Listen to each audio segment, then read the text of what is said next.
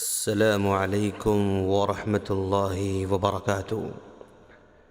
سامعین، مغرب نے عورت اور مرد میں مساوات کا نعرہ ٹرمپ کی جیت سے پھر ڈھکوسلا ثابت کر دیا ہے۔ جس قوم نے اپنی پوری تاریخ میں عورت کو ایک مرتبہ بھی صدر تسلیم نہیں کیا، وہ قوم مرد اور عورتوں کے مساوات کی کس منہ سے بات کر سکتی ہے؟ مغرب میں جہاں عورتوں کو نوکری سے صرف اس لیے نکالا جاتا ہے کیونکہ وہ اب حاملہ ہو چکی ہے، جہاں پوری تاریخ میں آج تک عورتوں کی تنخواہیں مردوں کے برابر نہ ہو سکی ہیں، نہ ہی آئندہ 100 سال تک اس کی کوئی امید کی جا سکتی ہے، جہاں بڑی بڑی کمپنیوں کے ڈائریکٹروں میں عورت کا نام و نشان تک نہیں ہے، جہاں اعلیٰ انتظامی عہدوں میں عورتیں صرف 5% تک ہیں، جہاں XXX انڈسٹری کے لیے لاکھوں خواتین فراہم کی جاتی ہیں، جہاں پر ہر 5 عورتوں میں سے 3 کا مقدر طلاق ہوتا ہے، جہاں پر عورت کے عام قاتل اس کے دوست، اس کے شوہر یا سابق شوہر ہی ہوا کرتے ہیں، جہاں پر جبری شادیوں کا شکار 80% خواتین ہوتی ہیں،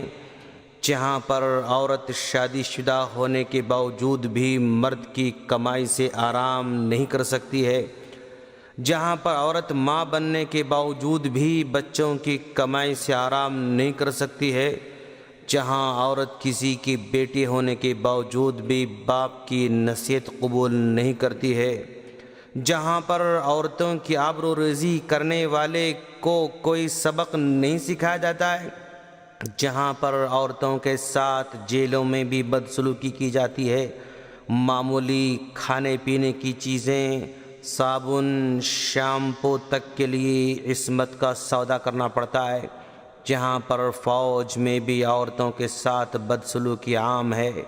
ان تمام بدنما داغوں کے ساتھ اپنی جھوٹی زبانوں سے دعویٰ کرتے ہیں عورتوں اور مردوں میں مساوات ہونا چاہیے، لیکن اب تک امریکہ میں 45 صدر بن چکے ایک مرتبہ بھی عورت کو اس لائق نہیں سمجھا گیا کہ وہ صدر بن سکے۔ حال تو یہ ہے کہ اس مرتبہ اس کو صدر بنایا گیا جس نے برسر عام عورتوں کی توہین کی، جس کے پاس عورت کا کوئی مقام نہیں ہے، جس کے پاس عورتوں کی کوئی عزت نہیں ہے، جس کا کوئی پازیٹیو کارنامہ نہیں ہے، جس کا کوئی پازیٹیو بیک گراؤنڈ نہیں ہے۔ حیرانگی کی بات یہ بھی ہے دوستو، امریکہ میں مقیم ہندوستانی جو یہاں ہندوستان میں عورتوں کو مرد کے برابر حصہ ملنا چاہیے، دونوں میں مساوات ہونا چاہیے، عورتوں کو ترقی کا موقع دینا چاہیے کا ڈھکوسلا نعرہ لگاتے ہیں، وہ بھی امریکہ میں جا کر عورت کے خلاف ہو گئے، انہوں نے بھی ایک عورت کے خلاف ووٹ دیا۔ کیا ان کے 2 چہرے نظر نہیں آتے ہیں؟ الغرض ٹرمپ کو صدر بنا کر یہ ثابت کر دیا کہ عورتوں کے مساوات کی بات کرنا مغرب کے پاس صرف تسلی کی باتیں ہیں، حقیقت میں اس کا کوئی عملی وجود نہیں پایا جاتا ہے۔ دوسری بات، ٹرمپ نے صدر بننے کے لیے جن باتوں کو بنیاد بنایا تھا وہ بھی مکمل بکواس ہے۔ اس نے اسلاموفوبیا کا سہارا لیا، یعنی مغرب والوں میں اسلام اور مسلمانوں کا نفسیاتی خوف پیدا کیا، مسلمانوں پر پابندی کا نعرہ لگایا۔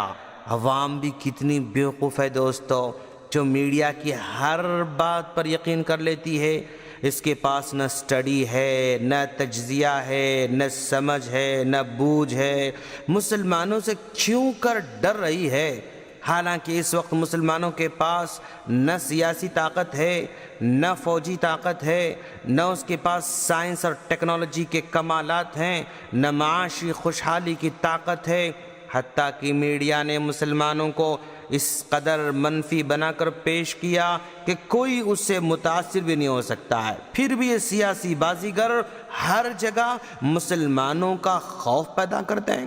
اور آسانی سے الیکشن جیت جاتے ہیں، رفتہ رفتہ ہر جگہ سیاست میں قدم جمانے کے لیے، الیکشن کو آسانی سے جیتنے کے لیے آسان نسخہ بنا رکھا ہے، مسلمانوں کا خوف پیدا کیا جائے۔